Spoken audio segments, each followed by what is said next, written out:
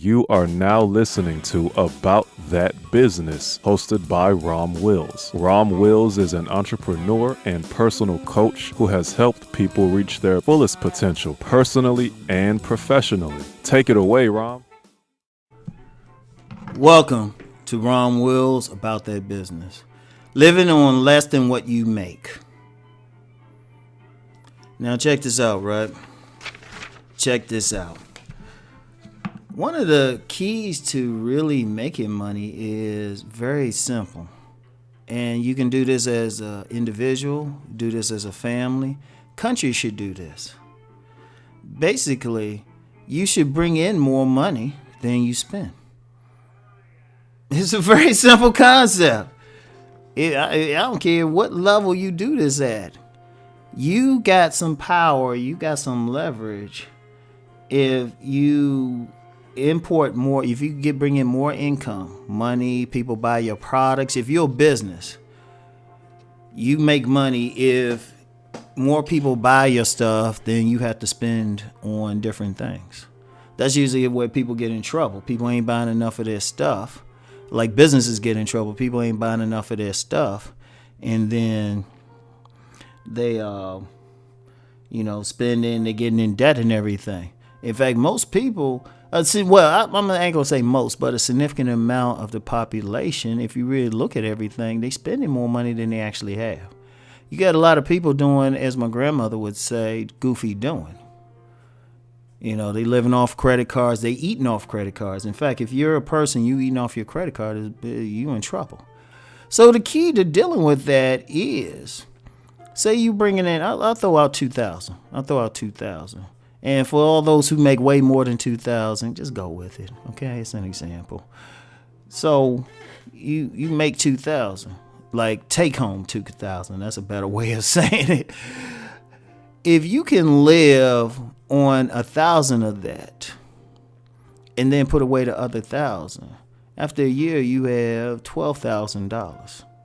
$12,000 that, well, at the most basic level, you're getting a little bit of interest from savings. Not that much, but a little bit. That's why I say it's the most basic level. But you have available not only as a cash reserve, in case an emergency comes up or something like that, or you need to make a major purchase or some emergency, but you also have more money to invest.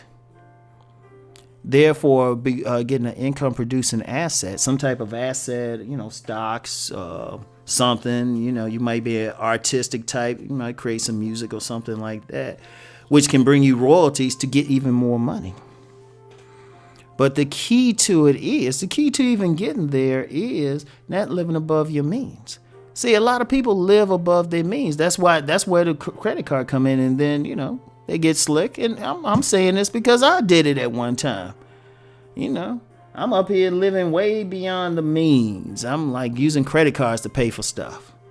And I got in trouble one time. I was using credit cards to pay rent one time. I was like, or mortgage at the time. I was like, wait a minute, something's wrong here. Because this isn't taught.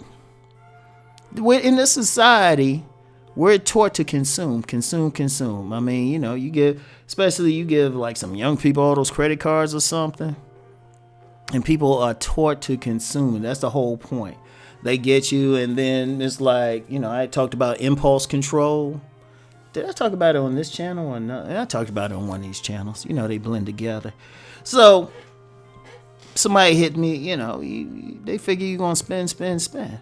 But the thing to discipline yourself to do is save it. So going back to the 2,000, even if you say, because stuff comes up, say you need 1,000 to live on. Depending on where you're living at, you need 1,000 to live on. Like that covers all your basic stuff, rent, mortgage, court. I'm using it as an example now. Somebody's saying, shoot, my mortgage is 2,000. But I'm using it as an example. But, cover your basics, utilities, car note if you have it, everything. So if you commit, and food too, all the basic stuff you need. If you can commit to saving at least 5,000 of that, at least 25%, I would say that. If you just whatever you make, commit to saving 25%. That's your bare minimum, because if you get something to come up, you can have that other 500. That's your discretionary income. You might want to still go out and splurge or something like that. So you got 1,000 to take care of stuff, 500, 25% for your basic, that you're going to save. You're not going to touch. Like when I save and actually save more than 25%. How much do I save? Actually, I save roughly 60% personally. I save 60% of what I get. And the only reason it could be higher, but I got sons that seem to need stuff all the time. You know how that goes. You got sons that need stuff. So, but then I got, another percentage for like stuff like that. You might want to splurge, do something. You see something nice, treat yourself. But if you do that, it builds up. And plus, it's a good thing too for any budding entrepreneurs. Okay, say you're making a decent amount. You get in the habit of saving at least 25%. In fact, a lot of people, when it comes to money and stuff like that, they always say pay yourself first. They say pay yourself at least 10% first. I'd say start at 10. Well, start where you can start. If you got to start at 5%, do that. But constantly build that up. You have that reserve. Now, say you working a full-time job and stuff, you got business plans. All right, you working on something and you figure out how you can make money with it. But in all likelihood, you're going to take a pay cut. You already used to not making as much or living off of less. See, that's another thing. You've already conditioned your body to deal with making less money. Boom, there you go. Boom, there it is. So that's an important thing. But just overall, even if you're rich, even if you, instead of we talking 2,000, you're making 200,000 take home. You don't need all that to spend.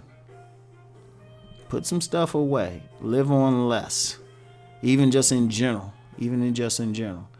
Because you will win if your income is better than your income is better than your outgo. I want y'all to think about that. So anyway. That's all I got for today. Let's go make that money.